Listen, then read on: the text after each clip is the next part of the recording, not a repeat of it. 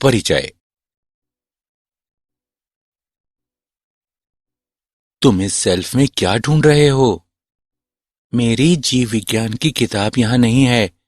आज मेरे जीव विज्ञान के टीचर ने बताया है कि कल जीव विज्ञान का लिखित टेस्ट होगा।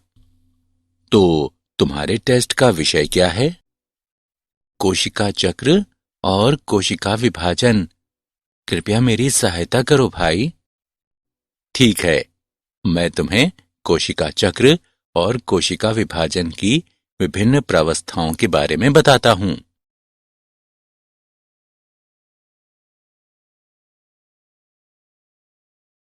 उद्देश्य। इस पाठ के अंत में आप निम्न करने में सक्षम हो जाएंगे। कोशिका चक्र की व्याख्या करना, कोशिका चक्र की विभिन्न प्रावस्थाओं को समझना, एम प्रावस्था और इसकी विभिन्न अवस्थाओं के बारे में जानना, सूत्री विभाजन के महत्व का वर्णन करना, अर्धसूत्री विभाजन और इसकी विभिन्न अवस्थाओं के बारे में जानना, अर्धसूत्री विभाजन के महत्व का वर्णन करना।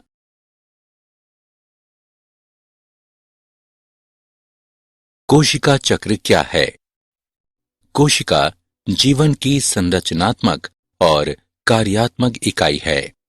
सभी कोशिकाएं दो भागों में विभाजित होकर जनन करती हैं, जिसमें प्रत्येक पैतृक कोशिका विभाजित होकर हर बार दो संतति कोशिकाओं को जन्म देती है।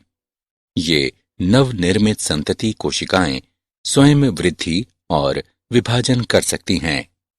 एक पैतृक कोशिका और इसकी संतति वृद्धि और विभाजन के बाद एक नई कोशिकीय जनसंख्या का निर्माण करती हैं।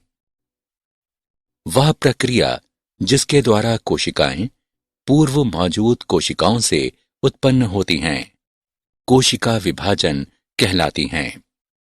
वास्तव में यह एक बहुत महत्वपूर्ण प्रक्रिया है और सभी जीवित जीवों में पाई जाती हैं। कोशिका विभाजन के दौरान डीएनए प्रतिकृतिकरण और कोशिका वृद्धि भी होती है। अब आइए कोशिका चक्र के बारे में जानें। घटनाओं का अनुक्रम जिसके द्वारा एक कोशिका अपने जीनोम का द्विगुणन कोशिका के अन्य संघटकों का संश्लेषण करती है और अंत में दो संतति कोशिकाओं में विभाजन करती है, कोशिका चक्र कहलाता है। आपको यह जानकर आश्चर्य होगा कि प्रतिकृति गुणसूत्र यानी डीएनए कोशिका विभाजन के दौरान जटिल घटनाक्रम के द्वारा संतति केंद्रकों में वितरित हो जाते हैं। अब आइए कोशिका चक्र की प्रावस्थाओं के बारे में जानें।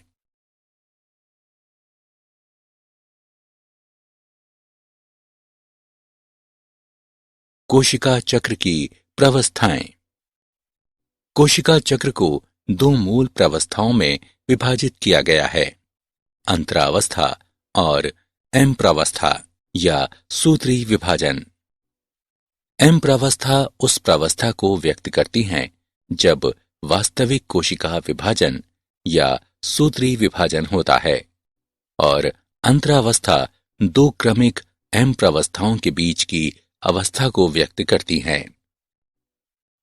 एम प्रावस्था का आरंभ केंद्रक विभाजन से होता है, जो कि संगत संतति गुणसूत्र के पृथक्करण यानी कैरियोकाइनेसिस के समतुल्य होता है, और इसका अंत प्रायः कोशिका द्रव्य के विभाजन यानी साइटोकाइनेसिस के साथ होता है। अंतरावस्था को विश्राम प्रावस्था भी कहते हैं। इस दौरान कोशिका क्रमबद्ध तरीके से कोशिका वृद्धि और डीएनए प्रतिकृतिकरण करके विभाजन के लिए तैयार होती है। पहले आइए अंतरावस्था की विभिन्न अवस्थाओं के बारे में जानें। अंतरावस्था को आगे तीन प्रावस्थाओं में विभाजित किया गया है। G1 प्रावस्था या गैप 1, S प्रावस्था या संश्लेषण प्रावस्था, G2 प्रावस्था या गैप 2, अब आइए प्रत्येक के बारे में विस्तार से जानें।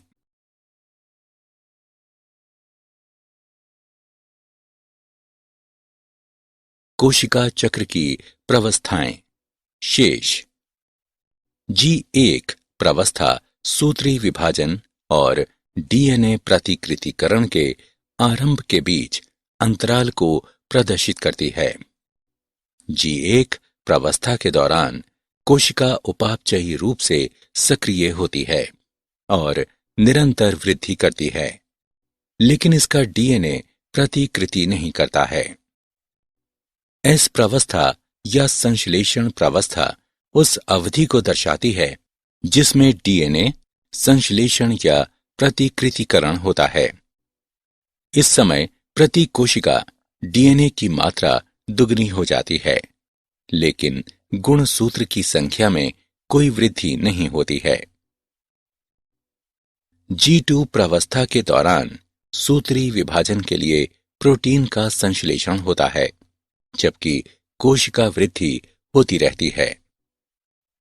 कुछ कोशिकाएं जो आगे विभाजित नहीं होती हैं, G1 प्रवस्था से निकलकर निष्क्रिय अवस्था में पहुंच जाती हैं, जो कोशिका चक्र की शांत अवस्था यानी G0 कहलाती हैं। इस प्रवस्था में कोशिकाएं उपापचयी रूप से सक्रिय रहती हैं, लेकिन ये विभाजित नहीं होती हैं। इनका विभाजन जीव की आवश्यकता के अनुसार होता है।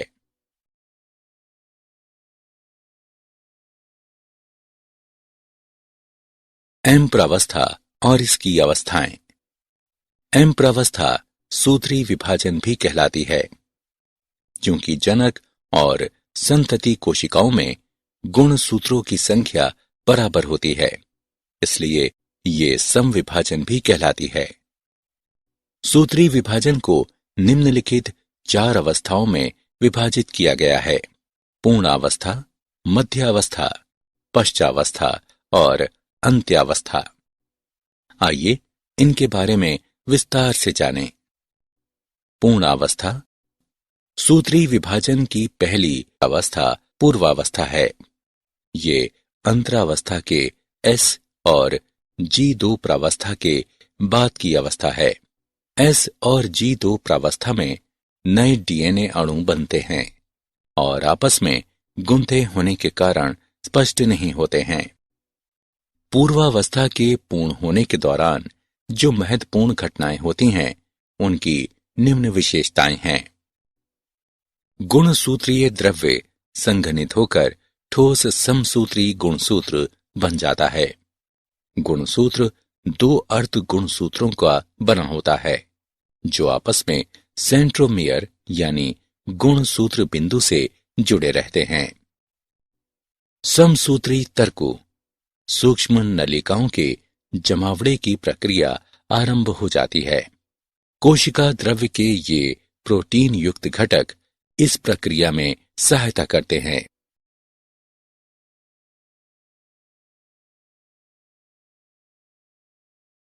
एम प्रावस्था और इसकी अवस्थाएं। मध्यावस्था सूत्री विभाजन की द्वितीय अवस्था मध्यावस्था कहलाती है। इस अवस्था में मध्यावस्था गुणसूत्र 2 संतति अर्ध गुणसूत्रों से बना होता है, जो आपस में गुणसूत्र बिंदु से जुड़े होते हैं। गुणसूत्र बिंदु की सतह पर स्थित छोटी बिंब के आकार की संरचना काइनेटोकोर कहलाती है। ये संरचना तर्कतंतु के जुड़ने का स्थान है, जो दूसरी ओर कोशिका के केंद्र पर स्थित गुणसूत्रों से जुड़े होते हैं। मध्यावस्था में गुणसूत्रों के पंक्तिबद्ध होने का तल मध्यावस्था पट्टिका कहलाता है। मध्यावस्था की मुख्य विशेषताएं हैं: तर्कतंतु गुणसूत्र के काइनेटोकोर से जुड़े रहते हैं। गुणसूत्र तर्कु मध्य रेखा की ओर जाकर मध्यावस्था पट्टिका पर पंक्तिबद्ध होकर ध्रुवों से तर्कतंतु से जुड़ जाते हैं। अब आइए सूत्री विभाजन के अगले चरण अर्थात पश्चावस्था के बारे में जानें। पश्चावस्था ये सूत्री विभाजन का तीसरा या अगला चरण है। पश्चावस्था के प्रारंभ में मध्यावस्था पट्टिका पर आए प्रत्येक गुणसूत्र एक साथ अलग होने लगते हैं और दो संतति अर्ध गुणसूत्र दो विपरीत ध्रुवों की ओर जाने लगते हैं। इस अवस्था की मुख्य विशेषताएं हैं: गुणसूत्र बिंदु विखंडित होते हैं और अर्ध गुणसूत्र अलग होने लगते हैं।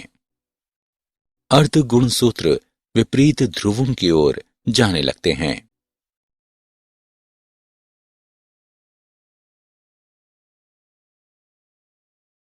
एम्प्रावस्था और इसकी अवस्थाएं। अगली अवस्था अंत्यावस्था है। ये निम्नलिखित मुख्य घटनाओं को दर्शाती है। गुणसूत्र विपरीत तर्कु ध्रुवों पर एकत्रित हो जाते हैं और उनकी पृथक तत्व के रूप में पहचान समाप्त हो जाती है। गुणसूत्र समूह के चारों ओर केंद्रक आवरण का निर्माण हो जाता है। केंद्रिका, गोल्जिकाए और अंतर्द्रव्यी जालिका का पुनर्निर्माण हो जाता है। क्या आप जानते हैं कि सूत्री विभाजन द्विगुणित गुणसूत्रों के संतति केंद्रकों यानी केंद्रक विभाजन में संपृथकन से ही समाप्त नहीं होती, बल्कि कोशिका विभाजन संपन्न होने के अंत में कोशिका स्वयं एक अलग प्रक्रिया द्वारा दो संतति कोशिकाओं में विभाजित हो जाती है, जो कोशिका द्रव्य विभाजन कहलाती है।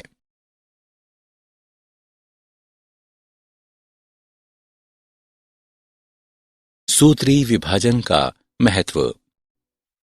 अब तक हमने सूत्री विभाजन की विभिन्न अवस्थाओं के बारे में जाना।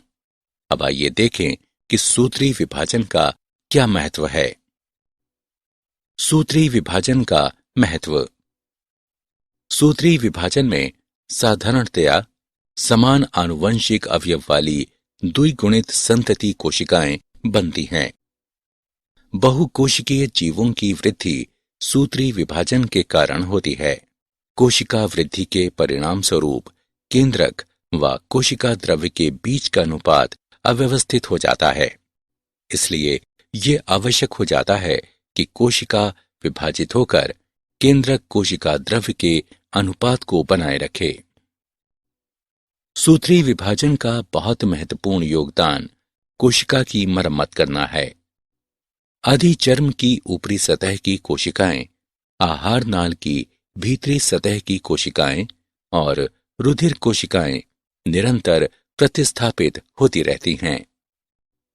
विभज्य योतिकी ऊतकों, शीर्षस्थ एवं पार्श्वीय कैम्बियम में सूत्री विभाजन के कारण पौधों में जीवन भर वृद्धि होती रहती है।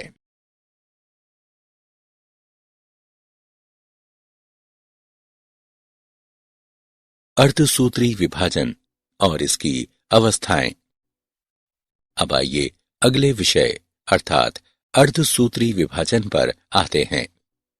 जैसा कि हम सभी जानते हैं कि लैंगिक जनन द्वारा संतति के निर्माण में दो युग्मकों का संलयन शामिल है, जिनमें अगुणित गुणसूत्रों का एक समूह होता है। युग्मक विशिष्ट द्विगुणित कोशिकाओं से निर्मित होते हैं। ये विशिष्ट प्रकार का कोशिका विभाजन, जिसके द्वारा बनने वाली अगुणित संतति कोशिकाओं में गुणसूत्रों की संख्या आधी हो जाती है। इस प्रकार का विभाजन अर्धसूत्री विभाजन कहलाता है। अर्धसूत्री विभाजन की मुख्य विशेषताएं निम्नवत हैं। अर्धसूत्री विभाजन में केंद्रक और कोशिका विभाजन के दो अनुक्रमिक चक्र शामिल होते हैं, जिसे अर्धसूत्री 1 और अर्धसूत्री 2 कहते हैं। लेकिन डीएनए प्रतिकृतिकरण का केवल एक चक्र पूर्ण होता है। इस अवस्था में पैतृक गुणसूत्रों के प्रतिकृति के साथ समान संतति अर्ध गुणसूत्र बनने के बाद अर्धसूत्री 1 अवस्था प्रारंभ होती है। अर्धसूत्री विभाजन में समजात गुणसूत्रों का युगलन एवं पुनर्योजन होता है। अर्धसूत्री 2 के अंत में 4 अगुणित कोशिकाएं बनती हैं। अर्धसूत्री विभाजन को निम्न अवस्थाओं में वर्गीकृत किया गया है। पूर्वावस्था 1, मध्यावस्था 1, पश्चावस्था 1 और अंत्यावस्था 1 अर्धसूत्री 1 के तहत आती हैं, जबकि पूर्वावस्था 2, मध्यावस्था 2, पश्चावस्था 2 और अंत्यावस्था 2 अर्धसूत्री 2 के तहत आती हैं। अब आइए प्रत्येक प्रावस्था का विस्तार से अध्ययन करें।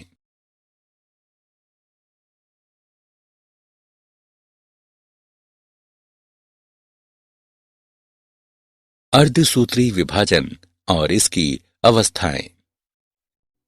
अर्धसूत्री 1 की प्रथम अवस्था पूर्वावस्था 1 है। ये सूत्री विभाजन की पूर्वावस्था की तुलना में बहुत लंबी और अधिक जटिल है। गुणसूत्रों के व्यवहार के आधार पर इसे आगे निम्न 5 प्रावस्थाओं में उपविभाजित किया गया है, अर्थात तनुपट्टे, युग्म पट्टे, स्थूल पट्टे, द्विपट्टे और पारगति क्रम। तनुपट्टे। प्रकाश सूक्ष्मदर्शी से देखने पर तनुपट्टे अवस्था के दौरान गुणसूत्र धीरे धीरे स्पष्ट दिखाई देने लगते हैं। गुणसूत्र का संहनन तनुपट्टे अवस्था के दौरान जारी रहता है। इसके बाद पूर्वावस्था 1 का द्वितीय चरण प्रारंभ होता है, जिसे युग्म पट्टे कहते हैं। इस अवस्था के दौरान गुणसूत्रों का युग्मन प्रारंभ हो जाता है और इस प्रकार की संबद्धता को सूत्र युग्मन कहते हैं। ऐसे युग्मित गुणसूत्र समजात गुणसूत्र कहलाते हैं। इस अवस्था का इलेक्ट्रॉन सूक्ष्मलेखी ये दर्शाता है कि गुणसूत्र सूत्र युग्मन के साथ एक जटिल संरचना का निर्माण होता है, जिसे सिनेप्टोनिमल सम्मिश्र कहते हैं। सूत्र युग्मित समजात गुणसूत्र के युग्म द्वारा निर्मित सम्मिश्र युगली अथवा चतुष्क कहलाता है। हालांकि वे अगली अवस्था में अधिक स्पष्ट दिखाई देते हैं। अगली अवस्था स्थूल पट्ट पहले की दोनों चरणों से अधिक लंबी होती है। स्थूल पट्ट अवस्था के दौरान युगली गुणसूत्र चतुष्क के रूप में अधिक स्पष्ट दिखाई देते हैं। इस अवस्था में पुनर्योजन ग्रंथिकाएं दिखाई देने लगती हैं, जहां पर समजात गुणसूत्रों के असंतति अर्ध गुणसूत्रों के बीच विनिमय होता है। विनिमय 2 समजात गुणसूत्रों के बीच आनुवंशिक पदार्थों का आदान प्रदान है। विनिमय 2 गुणसूत्रों पर आनुवंशिक पदार्थों के पुनर्योजन को बढ़ावा देता है। समजात गुणसूत्रों के बीच पुनर्योजन स्थूल पट्ट अवस्था के अंत तक पूर्ण हो जाता है, जिसके परिणाम स्वरूप विनिमय स्तर पर गुणसूत्र जुड़े हुए दिखाई पड़ते हैं। स्थूल पट्ट अवस्था के बाद द्विपट अवस्था आती है। द्विपट अवस्था की शुरुआत की पहचान सिनेप्टोनिमल सम्मिश्र के विघटन से होती है और युगली के समजात गुणसूत्र विनिमय बिंदु के अतिरिक्त एक दूसरे से अलग होने लगते हैं। एक्स आकार की यह संरचना का-एच-मेटा कहलाती है। अर्धसूत्री पूर्वावस्था 1 का अंतिम चरण पारगति क्रम है। ये का-एच-मेटा के अंत द्वारा पहचानी जाती है।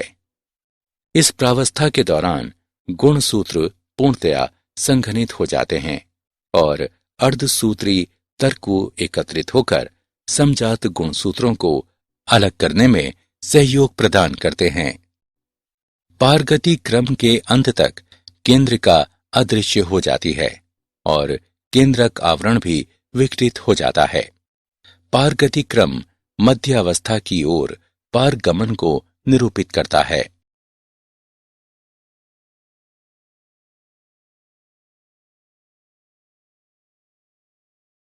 अर्धसूत्री विभाजन और इसकी अवस्थाएं। पूर्वावस्था 1 पूर्ण होने के बाद मध्यावस्था 1 आती है। इस अवस्था में युगली गुणसूत्र मध्य रेखा पट्टिका पर व्यवस्थित हो जाते हैं। विपरीत ध्रुवों के तर्कों की सूक्ष्म नलिकाएं समजात गुणसूत्र के जोड़ों से जुड़ जाती हैं। पश्चावस्था 1 अगली अवस्था है। इस अवस्था में समजात गुणसूत्र अलग हो जाते हैं, जबकि संतति अर्ध गुणसूत्र बिंदु से जुड़े रहते हैं। पश्चावस्था 1 के बाद अंत्यावस्था 1 आती है। इस अवस्था में केंद्रक कला और केंद्रिका पुनः स्पष्ट होने लगते हैं। कोशिका द्रव्य विभाजन शुरू हो जाता है और ये कोशिका द्विक कहलाता है। यद्यपि बहुत से मामलों में गुणसूत्र का कुछ छितराव हो जाता है, वे अंतरावस्था केंद्रक की पूर्णतया फैली अवस्था तक नहीं पहुंचते हैं। दो अर्धसूत्री विभाजन के बीच की अवस्था अंतरालावस्था कहलाती है और ये सामान्यतः कम समय के लिए होती है। अंतरालावस्था के बाद पूर्वावस्था 2 आती है।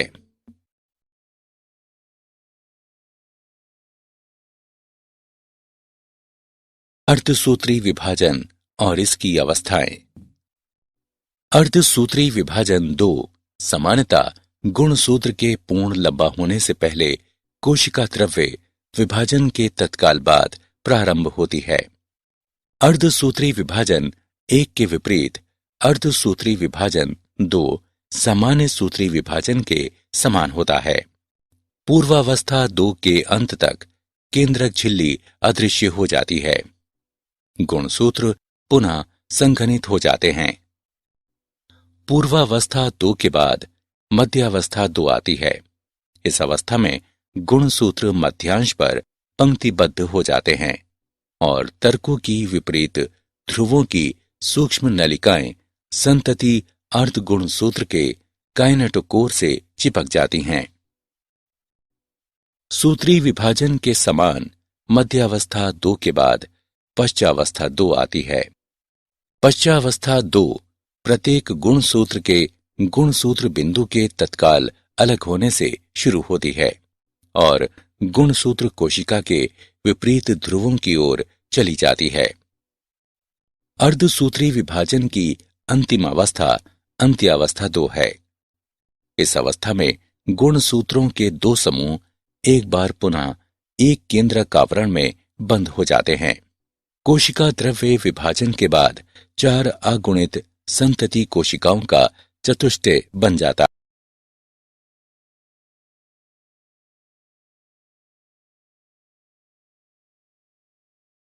अर्धसूत्री विभाजन का महत्व।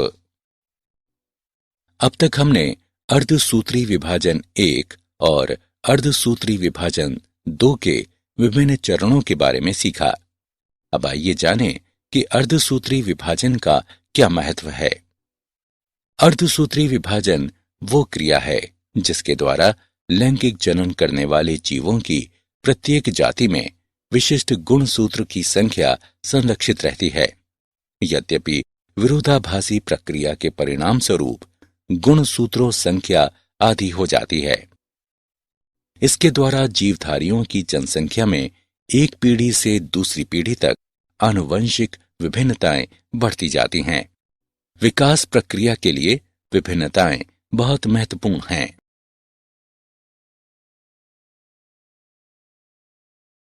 सारांश। आइए हमने जो कुछ सीखा है उसे संक्षेप में दोहराएं। घटनाओं का अनुक्रम जिसके द्वारा एक कोशिका अपने जीनोम का द्विगुणन कोशिका के अन्य संघटकों का संश्लेषण करती है और अंत में 2 संतति कोशिकाओं में विभाजन करती है, कोशिका चक्र कहलाता है। कोशिका चक्र के 2 मूल प्रावस्थाओं में विभाजित किया जाता है, अंतरावस्था और एम्प्रावस्था या सूत्री विभाजन। एम्प्रावस्था उस प्रावस्था को व्यक्त करती है जब वास्तविक कोशिका विभाजन या सूत्री विभाजन होता है और अंतरावस्था 2 क्रमिक एम्प्रावस्थाओं के बीच की अवस्था को व्यक्त करती है। अंतरावस्था को आगे 3 प्रावस्थाओं में विभाजित किया गया है। G1 प्रावस्था, S प्रावस्था, G2 प्रावस्था। M प्रावस्था या सूत्री विभाजन को निम्न 4 चरणों में विभाजित किया गया है: पूर्वावस्था, मध्यावस्था, पश्चावस्था और अंत्यावस्था।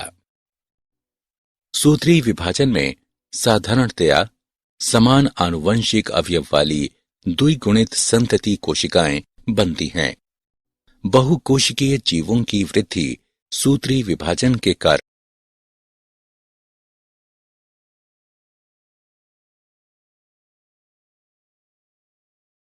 अर्धसूत्री विभाजन विशिष्ट प्रकार का कोशिका विभाजन है, जिसके द्वारा बनने वाली अगुणित संतति कोशिकाओं में गुणसूत्रों की संख्या आधी हो जाती है।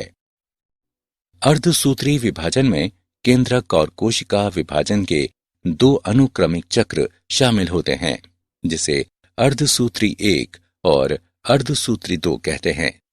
लेकिन डीएनए प्रतिकृतिकरण का केवल एक चक्र पूर्ण होता है।